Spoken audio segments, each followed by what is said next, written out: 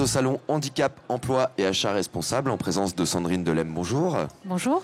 Vous êtes la directrice inclusion et mission handicap du groupe Société Générale.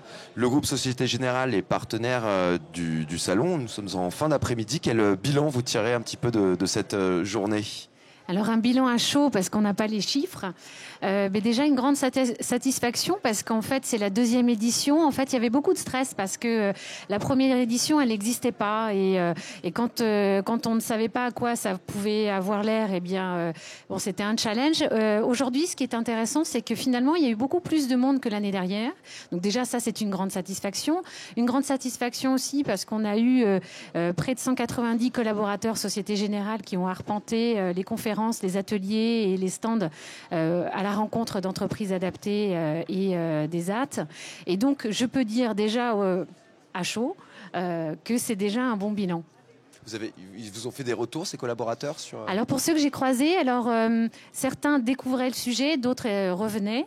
Ce qui était intéressant surtout, c'est que ça leur donne des idées quand ils vont revenir en fait au bureau. Certains par rapport aux préjugés sur le handicap, d'autres par rapport à des incubateurs qu'ils peuvent faire avec certains établissements, par exemple dans l'informatique pour faire venir des personnes en situation de handicap, d'autres sur des nouvelles capacités d'achat.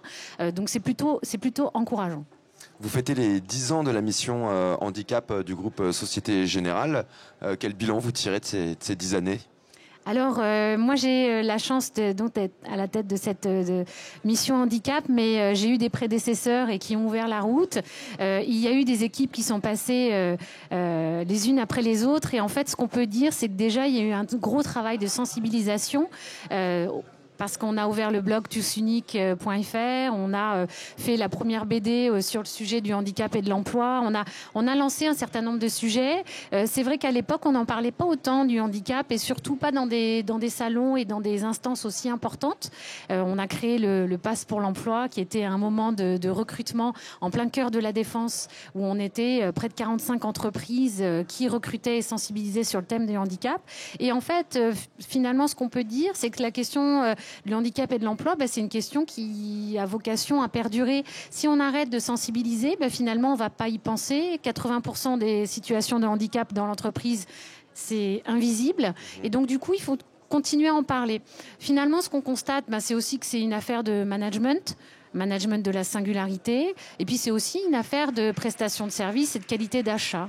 Et donc ça, nos acheteurs l'ont bien compris et on va dire qu'on a bien entamé une démarche pour que ça soit bien plus pérenne. Ce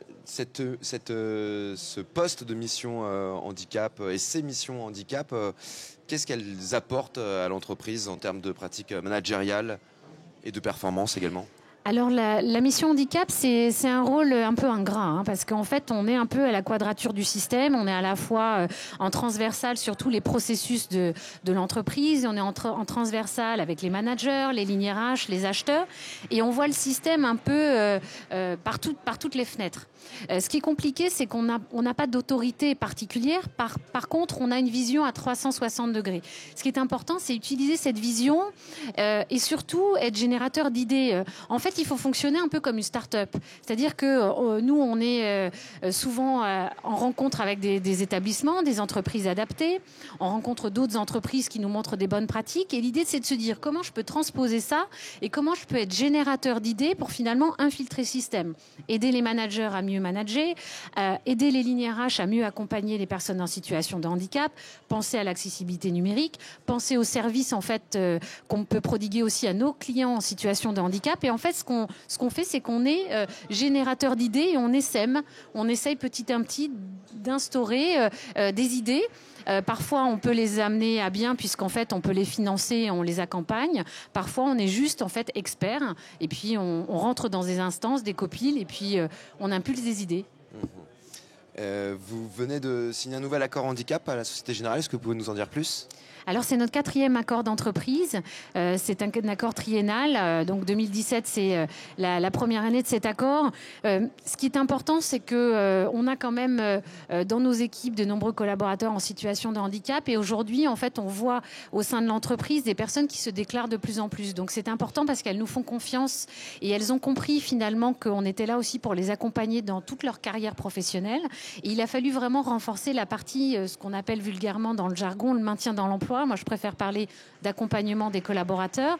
On a surtout institué en fait un maillage d'accompagnement beaucoup plus près de nos collaborateurs. Aujourd'hui, il y a 4 personnes supplémentaires qui sont rattachées à la mission handicap et qui vont travailler à 100% de leur temps en échelon avancé dans nos entités.